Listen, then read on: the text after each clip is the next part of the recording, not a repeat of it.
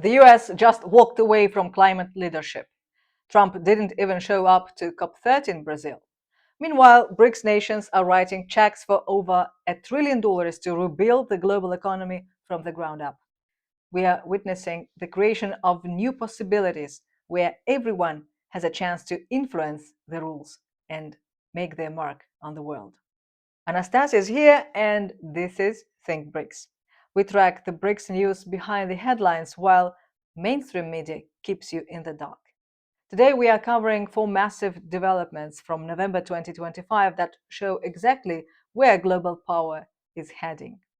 First, COP30 in Brazil is proving that BRICS countries are taking the lead on climate action, while the West backs away. Second, Central Asian nations are playing both sides, building ties with the US and BRICS to secure their economic future. Third, Thailand and Malaysia are standing up to American threats and pushing forward with BRICS membership. And fourth, a secret weapon that could turn millions of small businesses into what insiders are calling Godzilla-sized giants. Stay with me on that last one.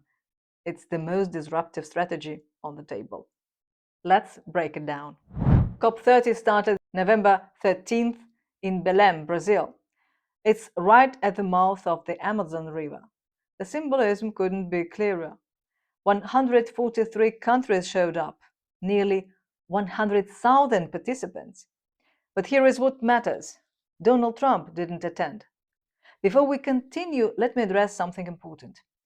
Climate change and COP30 can create divisions among viewers. We want to clarify our position. We want a cleaner world. Who doesn't, right? But we also believe the climate is changing regardless of human factors, and humanity must face the changes that will result. Let me give you an example. Recently, I attended the BRICS Wine Summit, and one speaker told us that 150 years ago, Algeria was the leading wine producer. But today, due to climate change, Norway and other Scandinavian countries also produce wine. Surprising, isn't it? Wineries cannot deny change as an ideology if they want to stay in the market. They must prepare to face new competitors. The same applies to countries. Got it? What do you think? Share your opinion in the comments section. Now back to COP30. The US already withdrew from the Paris Agreement. They're out. Trump even mocked the summit before it opened, making jokes about a highway project. Europe isn't doing much better.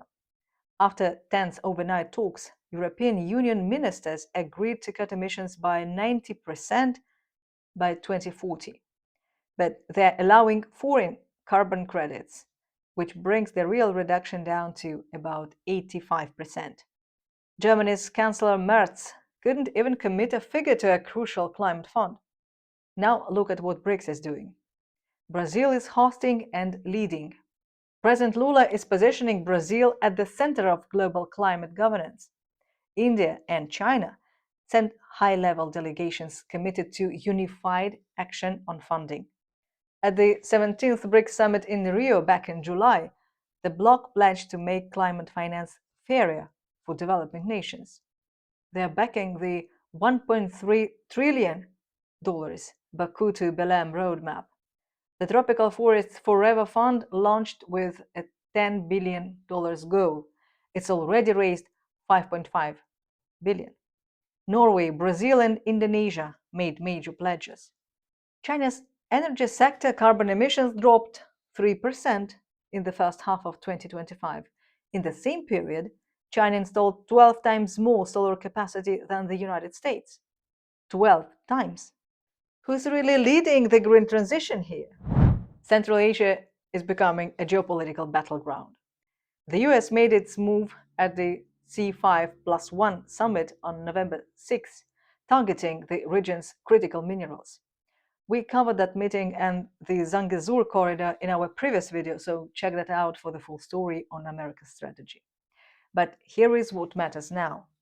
China and Russia aren't sleeping either. President Tokayev of Kazakhstan went from Washington straight to Moscow days later. He was welcomed with full military honors and reaffirmed Kazakhstan's strategic partnership with Russia. Economic deals with the West aren't breaking Eastern alliances. Russia is pushing hard. The international North South transport corridor just proved itself.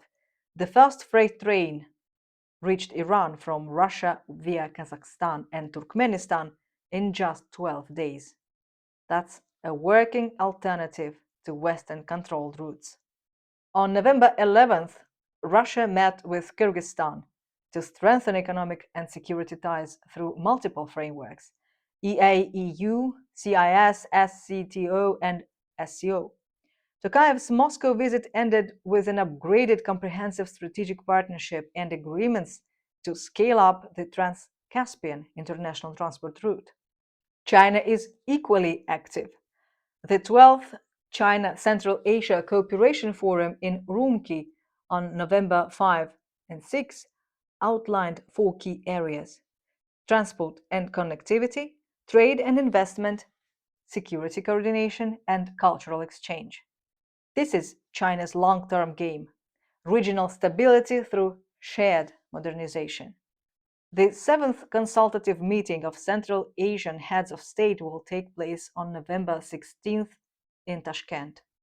This forum is becoming essential for harmonizing regional strategies independent of Western pressure. Central Asia isn't picking sides, they are building leverage. Can you blame them for wanting leverage in a multipolar world? Before we continue, I need to talk about how we keep this going. Think BRICS is a small operation. We are not backed by major media corporations. We don't have lobbying groups funding us.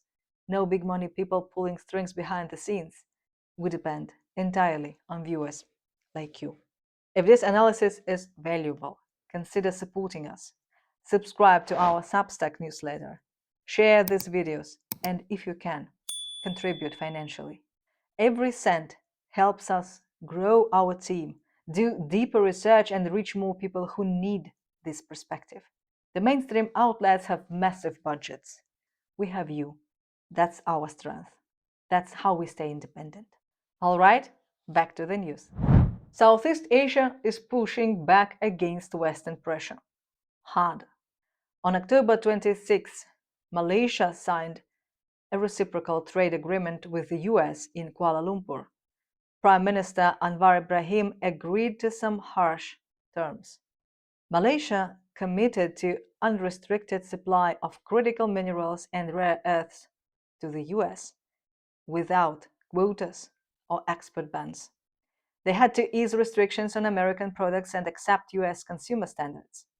Worst of all, Malaysia agreed to adopt equivalent trade restrictions when the US imposes sanctions or tariffs on third countries for national security reasons.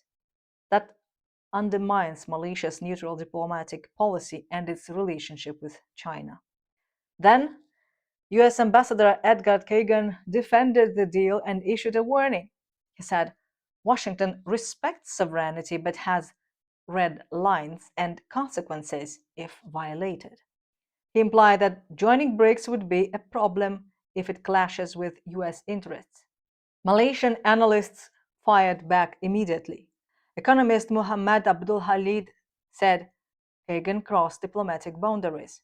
Yazid Othman called the remarks rude and said Malaysia must maintain balance. Whoever we want to trade with is our right, Yazid declared. He pointed out that even China, a much bigger partner, never forced Malaysia to take sides. Malaysia's response? They applied for BRICS membership. Thailand went even further. The Thai government ripped up a ceasefire agreement with Cambodia that was signed October 26 in Kuala Lumpur. That deal was brokered so Trump could be fitted a peacemaker. Prime Minister Anutin Charnvikarul said he no longer cares about Trump's threat to impose higher tariffs. His message was clear: if we can't sell to this country, we'll find others. We must rely more on our own products and strengthen our self-sufficiency. The core issue for Thailand was losing rights to huge rare earth reserves. The US tried to secure rare earths from Malaysia and Thailand to undermine China, which had banned mineral exports to Washington. Former Indonesian President Susilo Bambang Yudhoyono said he was embarrassed and humiliated that Trump took center stage in ASEAN affairs. You remember that past conflicts were resolved without outside interference. These countries are saying sovereignty isn't for sale. Do you think more nations will follow their lead? Now, here is where things get really interesting.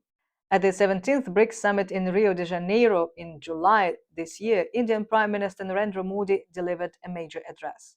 He said, international institutions like the United Nations Security Council, IMF, World Bank, and WTO are relics of the 20th century.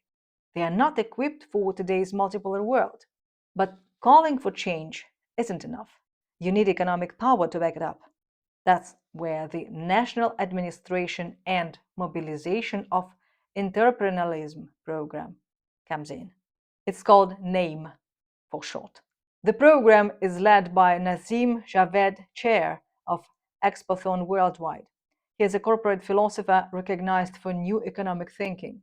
The core idea is simple but powerful. Nations with 1 to 10 million small and medium enterprises have untapped, proven hidden treasure. These businesses are already doing micro trading, exports, and manufacturing.